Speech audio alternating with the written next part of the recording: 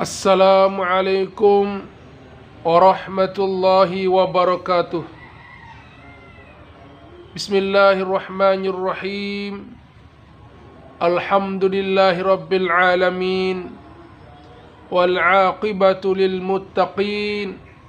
Wala udwana illa 'alal zalimin. Allahumma shalli ala Muhammad wa ala ali sayyidina Muhammad. Qala al-muallifu rahimahullahu ta'ala. Hadis sekarang yang kita akan bicarakan adalah hadis yang keempat dalam Kitabul Jami', yang mana hadis keempat ini adalah bagian daripada Kitabul Adabi.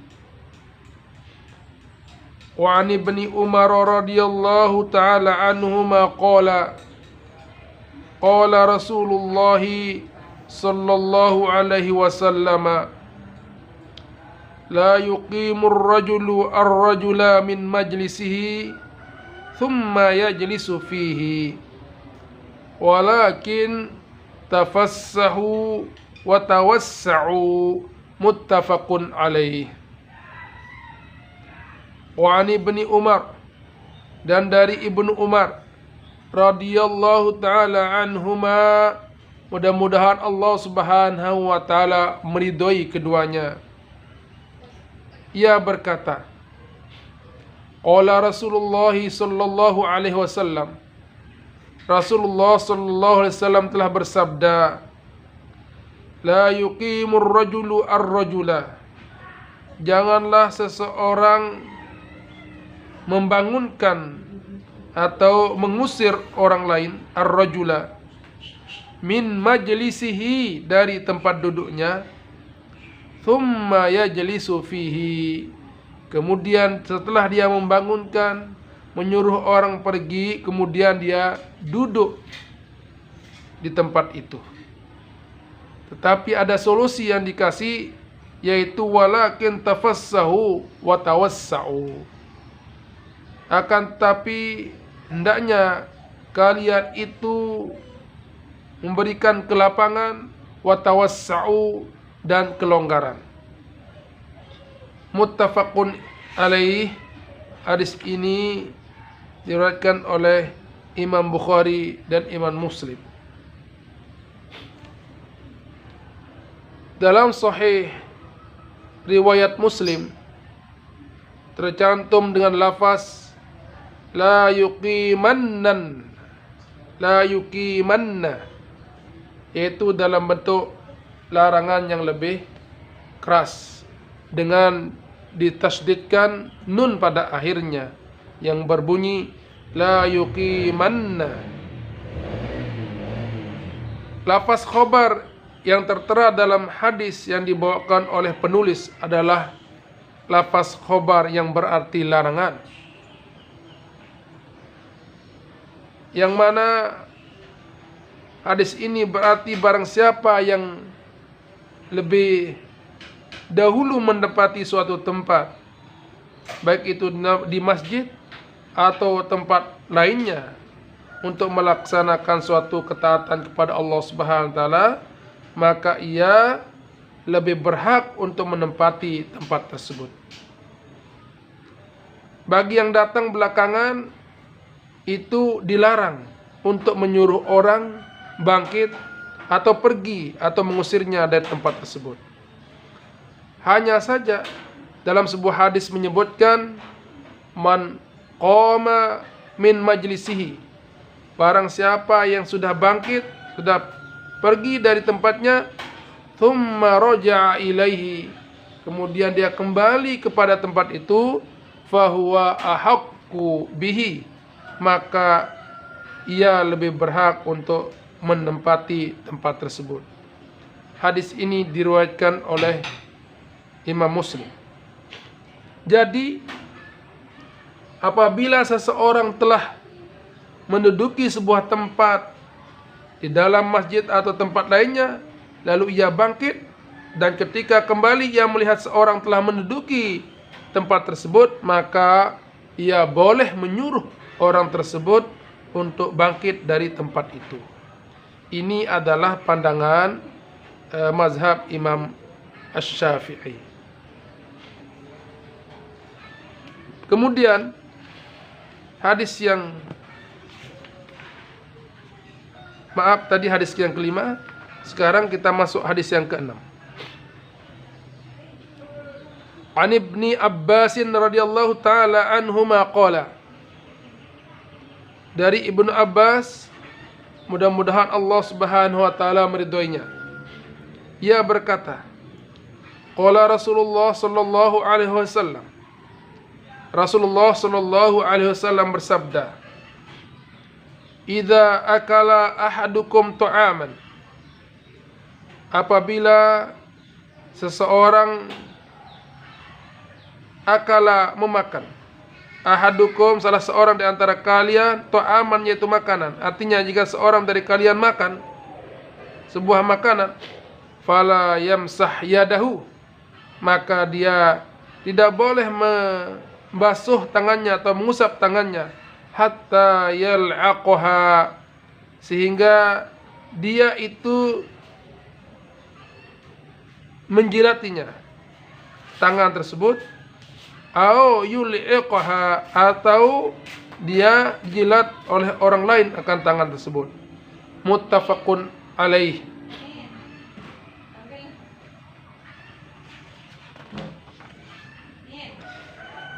Hadis ini menunjukkan bolehnya tidak mencuci tangan setelah makan, dan boleh juga dengan cara mengelapnya. Hadis ini juga menunjukkan seseorang untuk menjilati jari sendiri atau jilat oleh orang lainnya. Alasannya apa? Karena ia tidak tahu di mana letak keberkahan yang terdapat makanan yang dia makan itu. Sebagaimana diriwayatkan oleh Muslim, bahwasanya Nabi Shallallahu alaihi wasallam memerintahkan agar seorang itu menjilat jarinya. Dan kita tidak mengetahui di mana terdapat keberkahan di dalam makanan yang kita makan. Rasulullah bersabda, apa sabdanya? Innakum la tadruna fi ayyi al-barakatuh. Innakum la tadruna fi ayyihil barakah. Sesungguhnya kalian tidak mengetahui di mana letak keberkahan itu. Rasulullah sallallahu alaihi wasallam juga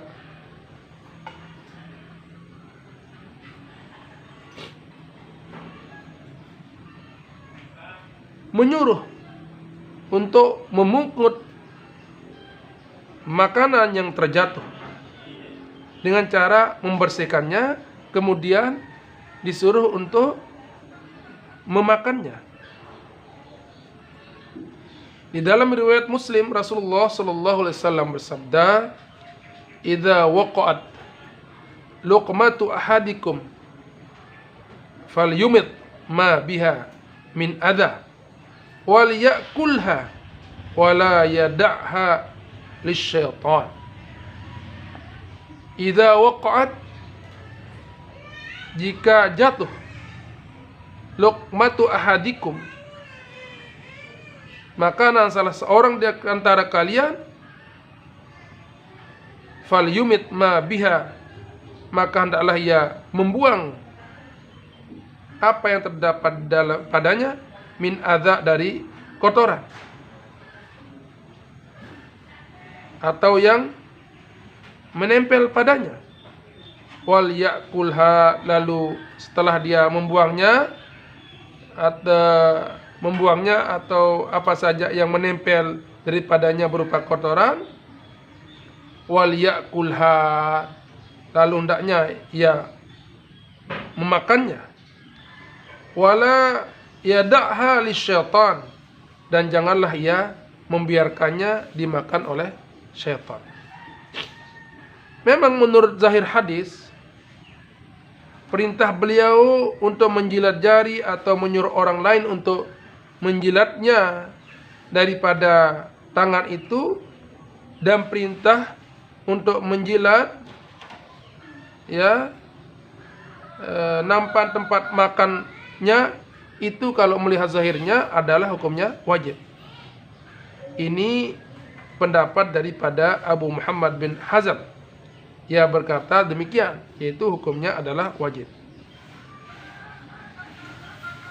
Berkah adalah pertambahan dan kebaikan. Itu yang dimaksudkan berkah di sini. Maksudnya, makanan yang dikonsumsi tidak menimbulkan gangguan pada dirinya dan dapat memperkuat dirinya untuk melaksanakan ketaatan kepada Allah Subhanahu wa taala.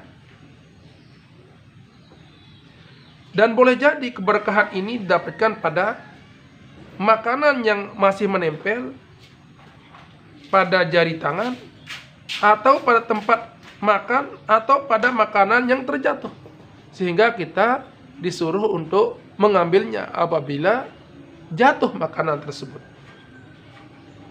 Apa alasannya?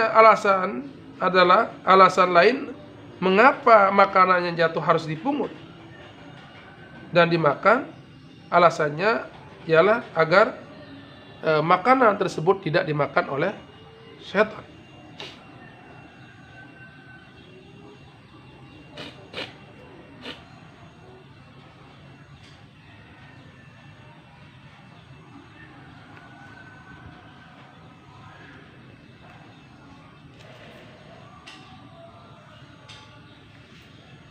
Kemudian hadis yang ketujuh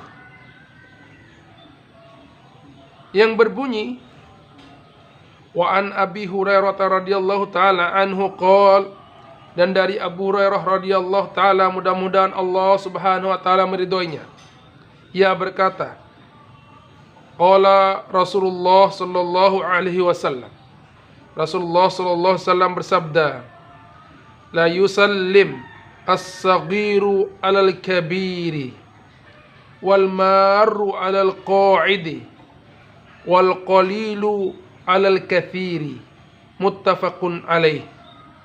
Wa fi riwayatin li Muslimin war-rakibu 'alal mashi. Ini hadis menjelaskan siapa yang pantas, yang harus mendahului daripada mengucap salam itu. Rasulullah katakan, la yusallim as-saghiru al-kabir, hendaknya lah orang yang kecil itu memberikan salam kepada orang yang lebih tua, atau seorang yang lebih muda hendaknya memberikan salam kepada orang yang lebih tua. Wal maru 'alal qaidi, dan orang yang berjalan itu memberikan salam atas orang yang duduk. Jadi jika ada orang yang duduk kemudian kita lewat di depannya, maka sebaiknya kita yang memulai salam. Tidak perlu berebutan. Karena apa? Karena ini adalah bentuk adab kita. Ya, jadi orang yang lebih muda, orang muda itu hendaknya memberikan salam kepada orang yang lebih tua daripada kita, sehingga tidak terjadi persaingan untuk memberikan salam. Ya. Kemudian wal maru 'alal qaidi, dan orang yang berjalan itu, orangnya lewat itu hendaknya memberikan salam terhadap orang yang duduk. Jadi bukan orang duduk yang memberikan salam kepada orang lewat. Tetapi jika itu terjadi karena sama-sama mengejar kebaikan atau pahala, maka itu tidak menjadi permasalahan. Kemudian wal qalilu al katsir, wal qalilu al katsiri, dan hendaknya orang yang rombongan yang sedikit itu memberikan salam kepada orang yang rombongannya lebih banyak. Muttafaqun alaih. Hadis ini diriwayatkan oleh Imam Bukhari dan Muslim. Wa fi riwayatin li Muslimin, dan dalam riwayat Imam Muslim disebutkan apa? Warraqibu 'alal mashi. Orang yang berkendaraan itu hendaknya memulai salam kepada orang yang jalan. Jadi orang yang orang yang menggunakan kendaraan, apabila mendapati orang yang sedang jalan kaki, maka orang yang berkendaraan inilah yang memberikan salam kepada orang yang berjalan. Inilah mungkin yang dapat saya sampaikan untuk pertemuan kali ini. Mudah-mudahan ada manfaat ya bagi kita semuanya. Ada hadis yang perlu saya sampaikan lagi sebagai penjelasan tentang salam ini. Rasulullah sallallahu alaihi wasallam katakan, al-mashiyani idza ijtama'a fa ayyuhuma bada'a bis salam fa huwa afdalu. Dua orang yang sedang berpapasan dalam berjalan, ya, dua orang yang sama-sama berjalan ini, maka manakah yang lebih afdol, manakah yang memulai daripada salam? Rasulullah katakan, al-masyiyani, dua orang yang sedang berjalan berpapasan, idza jtama'a fa ayyuhuma bada'a bis salam, apabila dua-duanya itu ketemu berpapasan, maka fa ayyuhuma bada'a bis salam, mana saja di antara keduanya itu yang memulai bersalam, fahuwa afdalu, maka itulah yang lebih afdol, lebih utama, ya, lebih dahulu mengucapkan salam. Jadi yang paling baik itu adalah orang yang memulai daripada mengucapkan salam.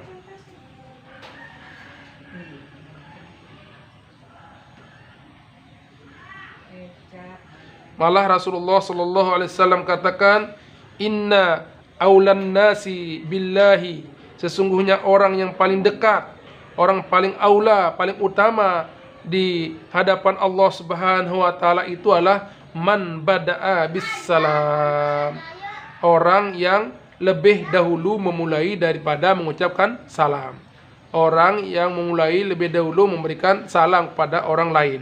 Ini adalah pernyataan daripada Rasulullah sallallahu alaihi wasallam. Jadi inna aulan nasi, sesungguhnya orang yang paling utama, orang yang paling dekat di hadapan Allah Subhanahu wa taala adalah inna aulan nasi billah, orang yang paling utama, orang yang paling dekat di sisi Allah Subhanahu wa taala, man bada'a bis salami, adalah orang yang pertama atau orang yang lebih awal, lebih dahulu memulai akan salam tersebut.